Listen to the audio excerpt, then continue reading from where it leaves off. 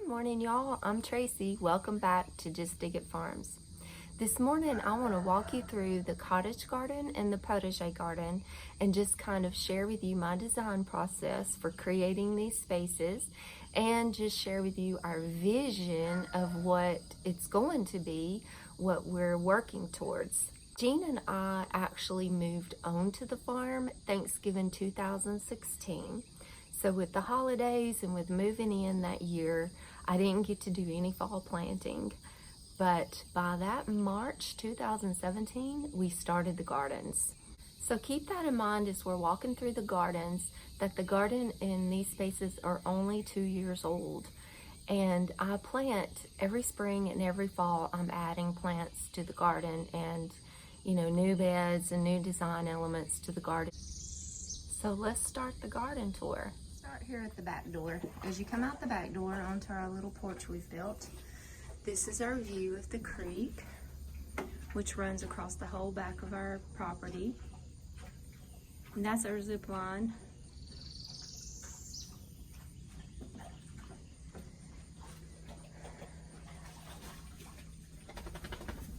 So then we'll just go down the ramp. Right after we moved in that Thanksgiving, Jean built this ramp first thing. My dad was in a wheelchair and we wanted him to be able to come here for Christmas, so Jean built that ramp so he could get in. I was so grateful and thankful for that because that was actually our last Christmas with my dad. But as you come down off of the ramp, these are the beds around the back of the house. And I've decided for my borders to be a mixture of rock and railroad ties is what I'm using. I'm going to use the rocks so that I could get curves and different shapes, and the railroad ties is just, they last so long and they do so well, so we went with those. But I've got a little arborvitae here.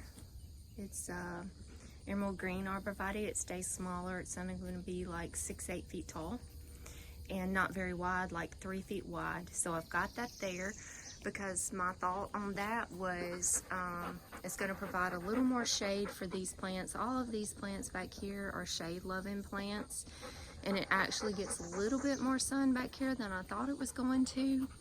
So I'm hoping that that's going to provide a little more shade for these pieris right here.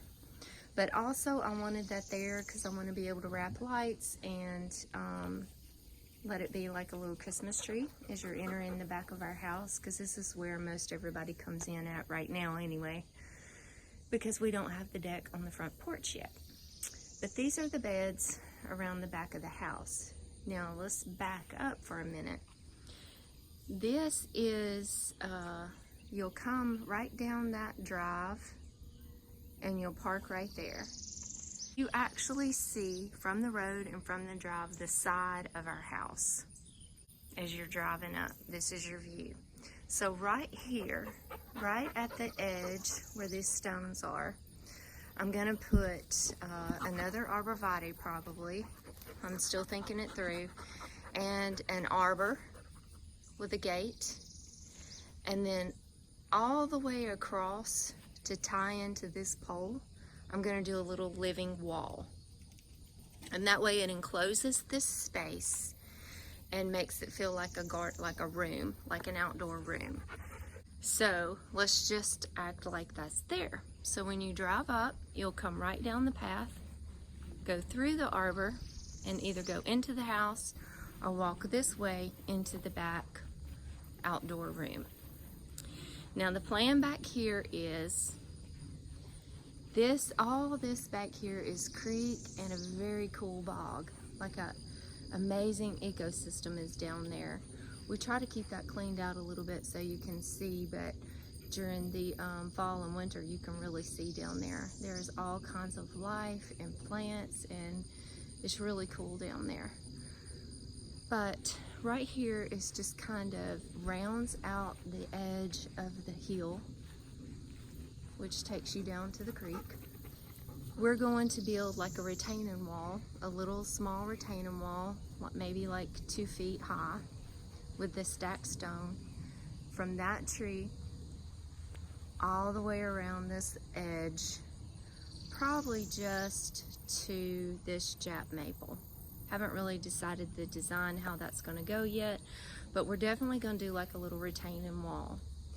And all of this space here, instead of grass, is going to be like a hardscape floor. I haven't decided what yet, but we're thinking along the lines of a stone.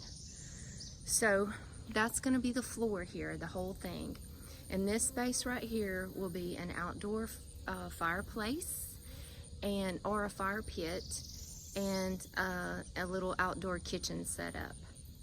We spend a lot of time right here. Well, this is a manufactured home. We were going to build a farmhouse, but we found this really nice manufactured home. It's a triple, well, it's a double and a half is what they call it. And from the front and the sides, it really didn't look like a manufactured home, and it was really, really well built. It was this energy efficient home, and it was going to be like 2-3 more years before we could actually move down here. And we were wanting to get our farm going and get moved. We were living with my mother and father-in-law, and we had been there 3 years, and we really wanted to get moved into our home and onto our farm. So this is the choice that we made, was the manufactured home, which creates a bit of a design challenge for me. My goal is to make it not look like a manufactured home.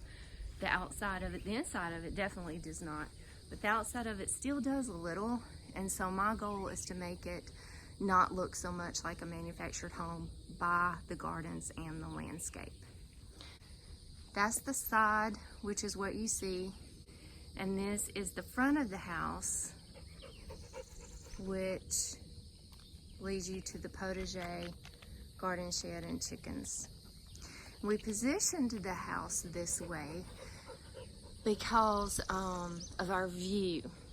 So when you're standing, when you're right here, that's my office window, that's a bedroom window, and then as you come on around, this is the living room and foyer windows right here, and then this is my kitchen windows right there. And I have kitchen windows all the way around both sides. So we position this to where when I'm standing at the sink or working in the kitchen, this is my view of the creek and the woods and the field and the forest and the garden. So that's my view. And from the living room we can see it, and from my office I can see my garden. So that's our view. We didn't want the front of our house facing the road and that be our view. We wanted to be able to see the wildlife that come out of the woods. We have deer and turkey and hawks and all kinds of things that we watch come out of those woods. We wanted to be able to see the creek, and that's why we positioned the house the way we did. So just so you can get some perspective, this direction is north, and that is east. And then as you come around, that's south, and that is west. So this end of the house is getting southwestern exposure, which is hot, and it comes in those windows hot. So we've planted some, this is an autumn blaze maple, and I'm going to be putting a tree right here to shade that corner. We've got, I'm gonna go with a Coosa dogwood. We've got a Carolina silverbell right in front of the house, which does not get that big, but it'll be big enough to shade my office. And then on this corner I have a native dogwood, and right here is a October glory maple, so that's gonna get big and shade the house. And then the crepe myrtles will add some shade to this side. So these are not big trees, but they're big enough to give me a little shade, but not too big that it's going to shade out my garden. Okay, so let's go back around. So on the back side of the house is going to get more of the northeastern exposure. It still gets some sun. It gets more sun than what I thought it was going to, but okay. So we'll walk through this gate, come through. I told you this is going to be an outdoor room, and these are the garden spaces. So around our house is this white underpinning that I'm not a fan of at all. I'm working towards hiding that underpinning with evergreen plants. So that's part of the design here, is everything that is to the back layer of my gardens are evergreens. And then I've made my garden beds deep enough that I can come in and add layers of flowering shrubs, perennials, ground covers. I just want to add layers and layers and layers. That is the beauty of a cottage garden design. It's just layers upon layers. So these are evergreens here that'll kind of hide the below the ramp, and that is Pieris japonica. I'm not going to go through and name all the plants. I'm going to do different videos along the way and just touch on different plants as they're blooming or as they're showing color or whatever. But I've got camellias here. I've used a lot of camellias. A lot of these plants are plants that I have saved from the dump pile or the rescue pile at work or off of the sale trailer. So that's where I've gotten a lot of my plants. But I came in and put these layers of evergreens. This is a mountain laurel, which I love the fragrance, and it'll get tall enough to hide all of that. More camellias. And that is my dining room window that we can look out and see the creek and the bird bath. And as you go on down, these are camellias, a banana shrub, rhododendrons, all evergreens. And this back here has not got a whole lot of additions to it, but I'm working on it. And then I come back and add some layers of Lenten roses, hostas. I've got some ferns I'm gonna put in here, some hydrangeas. I've got one coming up that survived, but one died, so I'm moving some that's around the front of the house. I'm gonna move back here because they're getting too much sun. So I'm gonna move those in here. So it's just going to be full of different variegated, mostly perennials. Solomon seal, hostas, angel vine for a ground cover. So that's kind of the back of the yard. Now, as you're walking down, this will be like a pathway. All of this will be stone in the outdoor kitchen and fireplace.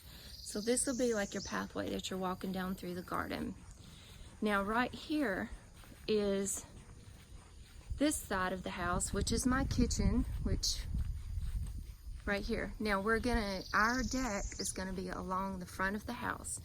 And right down this side, we're gonna do a little, maybe like a 4-foot deck. It's gonna come out like to about right there. Just like a viewpoint where you can walk out and look down and see the creek from a better perspective. So it's gonna be a wraparound deck to this point. At this point, we're gonna have stairs that come down and lead you into the outdoor kitchen fireplace space. And you can walk around right here and walk along the garden. So that's the plan for the backyard. But as you're coming around to this side of the house, which is actually what you see as you drive up and the road, this is where I've put the most work in. So of course we've got our power pole here that nobody likes. I put a gardenia there. That's gonna be evergreen. It's gonna get taller and kind of hide that a little bit. And I've got a boxwood there, just a little evergreen. I use the boxwoods and arborvitaes a lot in my gardens as structure, not just like boxwoods hedges that just lines the foundation of a home, but I like to use them as like structural pieces in the garden, either as they define the bed border, they define the room, or they just give you like structure pieces to the garden. That's how I like to use them. So again, you see this white underpinning, and I've got all evergreens along the back side of it, and then I've got layers coming to the front of flowering shrubs and perennials and ground covers. So, and then you can see I used the railroad ties and the stacked rocks stone to make my curves, because straight lines is just so formal and boring, but curvatures in your beds just kind of leads you down a meandering path. It makes you curious about what's around the corner, and it just is more free-flowing. So as we walk around, like I said, there's a gardenia, and then I've come in and rounded the gardenia with some crystal fairy roses that are not going to get high. They're like 3 feet high. And I always use catmint or lamb's ear or artemisia in front of the base of my roses. Roses kind of can get a little leggy on the bottom sometimes, and that catmint just kind of fills in the space. And it blooms from spring until frost, and it's got that pretty foliage, which is a nice contrast with the roses. So I'm just always drawn to use this at the base of my roses. But I've got these crystal fairy roses wrapping the gardenia with the catmint. And then in this big corner, this is eventually going to fill this whole space. This is a camellia, it's Pink Perfection, and it was a save off of the sale trailer and at work. And it was pretty sad, but it's coming on, it's getting some new growth, and it's coming on, and eventually it's gonna fill this space. I've just got to have some patience. Right here, this is like the center of the house. That's my bathroom window. So as you come down, I've got 3 arborvitaes. These are the emerald green. They're only going to get like 6-8 feet tall and 3 feet wide. So they're going to make like a little, you can't really tell it, but it's kind of circled. The one in the back is a few steps back. So it's going to make like this little circular shape, evergreen, like a little wall. And then I've got my bird bath here. Eventually I'm going to get a really pretty fountain and put here. That'll be running. But right now this is what I have, so this is what's going here. And then in front of the bird bath, I have 3 boxwoods. These are wintergreen boxwoods. They're going to be like 3 feet or so. That's where I'm going to keep them, just to kind of encircle the bird bath. And that'll be a layer down from the arborvitaes, evergreen layer. And then I have roses between, more crystal fairy roses. I love white and green, just as my, my foundation plants, and then I come back and just fill it up with color. And then of course I got my catmint between my roses. And my bed here is just, I made a circle here because this is like a focal point of this garden. Now I've got hydrangeas on each side here. I've got one there and one on the other side. This is Sister Teresa, and this is an old macrophylla hydrangea, which is like the big mop head style hydrangeas. And you can tell it's just getting too much sun here. It's just struggling. I'm gonna move these 2 to the back in that space over there where one of mine had died. I'm moving these to the back, and I've got some little bobo hydrangeas, which are sun-loving paniculata hydrangeas that I'm going to put in this spot. And then I've got my Henry Dillberg salvia, just to give me a little spiky, free-flowing shape there and there. And these are old-fashioned chrysanthemums. This is Ryan's pink. It's so beautiful in the fall. So beautiful. So I've got those just kind of tucked along the edges all the way around the garden so that we have some beautiful fall color. That is one thing to keep in mind as you're doing a cottage garden, is year-round seasonal interest. You know, we've got our evergreens, so we know something's always going to be there.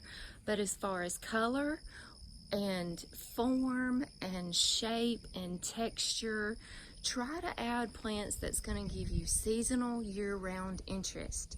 You know, everybody's garden is beautiful in the spring, but what about the summer when it's 100 degrees? And what about the fall? And what about the winter when everything is, you know, kind of gone to bed and deciduous? Or, you know, we need to think about that and just add color or form or texture or, you know, something interesting to our garden all year long. So let's move on around. Oh, right here also, I'm going to get like some kind of cool, I'm on the hunt for a cool art piece to go right under that window. Maybe like some kind of neat iron piece or something. I haven't really found what I want yet, but I'm going to put it under that window. And I'm thinking about building in the corners here, there, and that corner, building like a trellis system that won't touch the house, but it'll kind of be like in front of the house, and getting some climbing roses to go up each side that'll just grow on that trellis, but it will look like it's growing on my house. Jean is adamant about me not growing any kind of climbers or vines on our house, because it won't be long and we'll be painting this. We're gonna get a new roof and a new metal roof and, you know, all those kind of things. And you don't want plants growing on your house and have to rip those off and then they have to start over. It's just issue after issue. So I'm thinking on building a trellis that's kind of away from the house, but the rose can climb up it and look like it is on the house. So I'm kind of working on that in my head a little bit. But I think that would be so pretty for a climbing rose to go up over that window, and a piece of artwork underneath the window as the focal point of this. Remember, my design challenge is to make this not look like a manufactured home. I think that would really help. And then maybe on each side there and there, put a piece of artwork on the wall that would kind of, you know, match somewhat the piece of artwork that's under the house, under the window. I'm on the hunt for something cool. Okay, so as we go on around, there's another camellia that I rescued, and hopefully he's going to fill this corner. Another gardenia, more roses, crystal fairy roses. So this is pretty much balanced out symmetrically. So as you walk around, this whole thing will be pathway that leads you into the front door or the potager garden. So let's get back to this side of the house. Right here I have, that is a Osmanthus fragrance, which is a tea olive, and this is Fadzingu, which is a dwarf tea olive. So it's not going to get, you know, 15 feet tall. It's going to get about 8 feet tall and go in this corner. Just kind of softens the corner, and it has little tiny blooms in the spring and fall that smell really good, super fragrant. The whole corner of this yard will smell good. So in front of those, I have little lime hydrangeas, which are sun-loving hydrangeas, and they're going to be like about 4-5 feet tall right here. They're starting to bloom. I love these little lime hydrangeas. In front of those will be a layer, which all this is kind of circled. Here's my bed border, which is circled stacked rock, and this from the corner of the house is all just kind of circles coming out, which match the bed border. So I've got tea olive, little lime hydrangea, and then in front of that I've got an old antique rose. I think it's 1800s. It's Lamarne, or it might be 1913. I can't remember exactly. But that's Lamarne. It's a little polyantha rose. So we're looking at about 4 feet there. And then in front of that, I've got lamb's ear. And I need to add a few more lamb's ear going on around. The tree is a native dogwood in the middle of all of this. So pretty, so pretty. Then as I come around, below my windows, I've got wintergreen boxwoods. And my thought here is it's gonna be like a little evergreen wall. They're gonna come together, come across.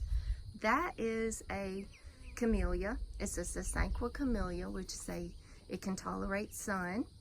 And it's like a magenta pink color. That'll fill up this corner. The boxwoods will kind of meet up with it and be evergreen all the way down the front, hiding that vinyl. And then the window, I'm going to add some window boxes. There and there we'll add a window box and just plant it up nice and full every season. So that'll be an evergreen wall attaching to the camellia. We'll come around. Here's more boxwoods, wintergreen boxwood. That one kind of struggling, but it'll come on. And then more evergreen boxwoods. That'll just kind of make like a little wall hedge with the window box right under the window. Now as you come in front of these, I've got my quietness rose, which is my favorite rose. It's really showing out right now. Looks so pretty. Now I have a video on quietness that kind of tells you the history about it, where it got its name from. So y'all go check that out. It's got a neat story. In front of quietness, I have Vaccinium dorii, which is a dwarf blueberry. I love this little plant. It's got beautiful foliage. It's got really neat foliage. Beautiful blooms in the spring, and blueberries. Little ornamental blueberries, which are edible, but I grow these for the birds. That one's struggling, but it'll come on. So that's kind of in front of my quietness. And I've got just little pieces of that Ryan's pink chrysanthemum tucked in here for that beautiful fall color. This is a Carolina silverbell, which is a native tree. It doesn't get that big, but it'll kind of fill up this corner and help shade this bedroom and my office a little bit. In front of it, I've got Bobo hydrangeas. One of them died. I think my dog wee-weed on it and it burned up and died. But anyway, these are Bobo hydrangeas that'll be in front of this Carolina silverbell, which are in the same family as the limelights and little limes, but they stay small. It's only going to be like 3 feet tall. I've got another one that I just got at our greenhouse sale that I'm going to replace right here, but I'm not planting it until the fall. I just collect my plants throughout the summer that I know I want, and I put them over by my garden shed, by my watering system, and I just keep them watered right there all summer, and then in the fall I'll do a big planting and just plant everything I've collected. Fall planting is really the best time to plant. It's just so much easier on the plants and so much easier on the gardener. You don't have to water near as much. So right here is the guest bedroom, or my son's bedroom, and remember we're going to have that little evergreen wall going across with the boxwoods and the window box. In front of that, I've got fairy rose, which is an old polyantha rose. It's little pale pink blooms, kind of got it encircling that window.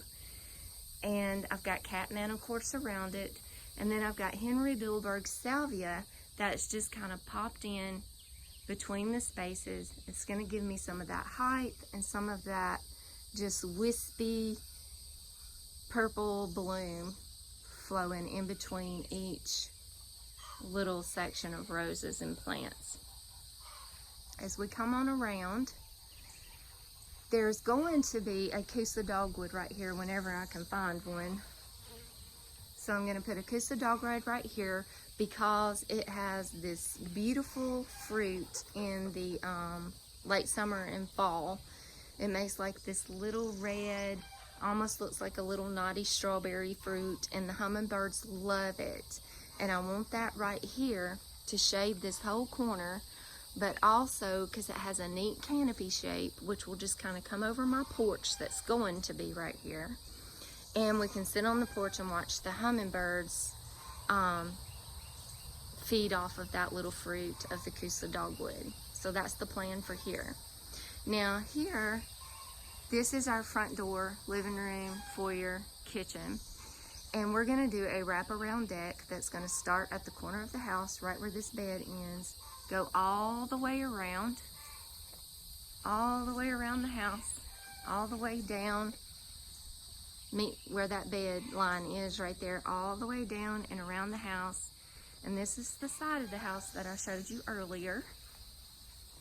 So it's gonna come down to the end of the side of the house. It's gonna be really nice when we get that deck built. And then we'll come off of the steps right there, which will lead you around the side of the house, or will lead you right in through the garden gates into the potager garden. And then down through the potager garden to the garden shed and the chicken coop. And eventually the greenhouse, which is going to be sitting right there. So you kind of got the layout and the vision. Now right here, the Coosa dogwood's going there. Behind the Coosa dogwood is limelight hydrangeas. Limelight's different than the little lime I used on the other edge. I mean, it's the same hydrangea, but it's just gonna get bigger. It's gonna get like 6 feet, possibly 8 feet tall. I'm not gonna let it get that tall, but I want it to be probably like around 5 or 6 right there. Maybe. I'll keep it where I want it to be. But that's limelight. And then, of course, more Henry Dulberg. The Coosa dogwood will be right here. And then this is Verdun, little polyantha rose. I've done a little video clip on that before. And I have a video on the Henry Dulberg, kind of telling where the history of that and where the name of that come from, if you want to go back and watch it. And then I'm repeating what I've done on the other side with the lamb's ear around my circle. More Ryan's pink chrysanthemum. And I just have this little thing on here because the hose pipe keeps getting drug over it and tearing it up, so that's kind of protecting it. But that is what I have so far in the cottage garden. I love to use more pale, cool colors, serene, peaceful colors. I'm not really a warm color person. Reds, oranges, yellows, I love them. I love every flower almost. I love every color. But in my garden and in my home, I like cool, peaceful, serene colors. Pale pinks, bright pinks, lavenders, silvers, whites, limey green colors. I like cool blues and soft purples, and that's just my color scheme that I like. So in the potager garden, I'm adding a lot of flowers with reds and oranges and yellows and bright colors. We'll look at that in a minute. But right here, as you're coming down this bed here, this side of the potager garden is going to be a continuation of the cottage garden design over here. I'm going to use different plants, but I'm going to use the same kind of cool color scheme over here. As you walk down through here, you'll see my beautiful gates that Jean just installed for me a few months ago. My mother and father-in-law gave me these gates. They were in their garden for years and years and years, and they're just kind of downsizing, and she wanted me to have them for my garden, which I love them. They are the perfect entrance into the potager garden. So here they are. Jean installed these for me and put these little trellis type things on the side of it. Two reasons. One was to help support the gates and make them stand up straight instead of bowing in. But another reason is because I wanted these beautiful climbing roses to go up the trellis beside the gate. So I'm at work one day and my friend Lacey says, I want you to have these 2 roses as a gift from me just because I love you and as like a housewarming for your new farm. So she gave me Clotilde Super, which I love this climbing rose. It is so sweet and beautiful and so fragrant. I think it dates like 1800s. But she gave those to me, and when I got home, Jean had this installed, and I said, yep, that's where Clotilde Super is going to live. What a perfect rose from my sweet friend to grace the entrance of my potager garden. So that is Clotilde Super, and I've got her climbing up the trellis of my beautiful majestic gates. I love these iron gates as an entrance into my potager. Love them. I love that they were my mother and father-in-law's for so long, and she blessed me with them. So right here, all the way attached to this wooden trellis, right here attached is going to be a fence going all the way down. So it comes in about almost 4 feet it comes in. So the 4 feet in front of the fence all the way down and on the other side all the way down will be a continuation of the cottage garden.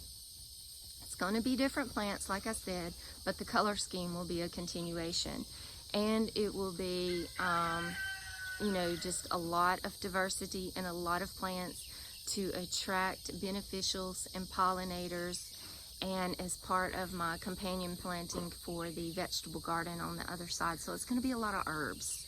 It's going to be a lot of herbs and roses, of course, and some perennials.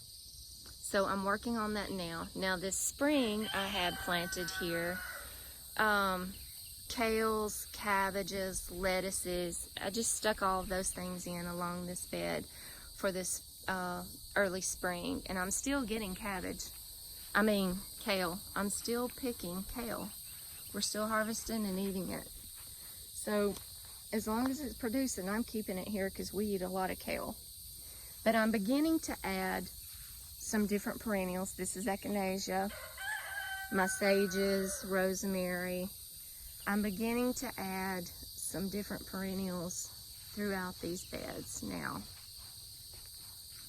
This fall, I'm gonna just fill these spaces up with roses and herbs and perennials. I've got like an English cottage garden style meets a French styled potager garden. I'm very eclectic.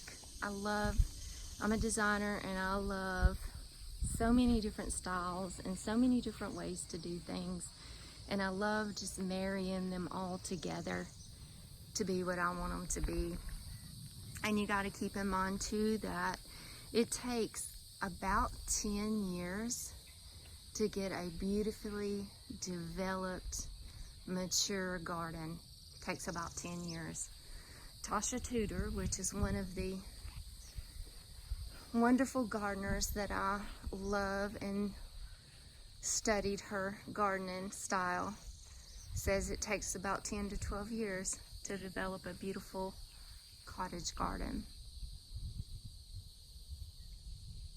So I'm in my 2nd year, and I think it's looking pretty good for 2 years. We're coming along. That kind of gives you a little tour of what we're doing and our vision and what we've done and what we hope for it to be in the future, what we're working towards. So I hope that you'll continue to follow me and see progress, and I'm going to take you through every step of the rest of the way. and talk about the potager garden more. I'm really excited to get in there and do a video and show you guys what we're doing and how I'm keeping that weed free, and just the processes in designing that potager garden. So thank you so much for joining me this morning. And if you would, please like, subscribe, comment, and share. And I will see you next time. God bless you. Have a beautiful day.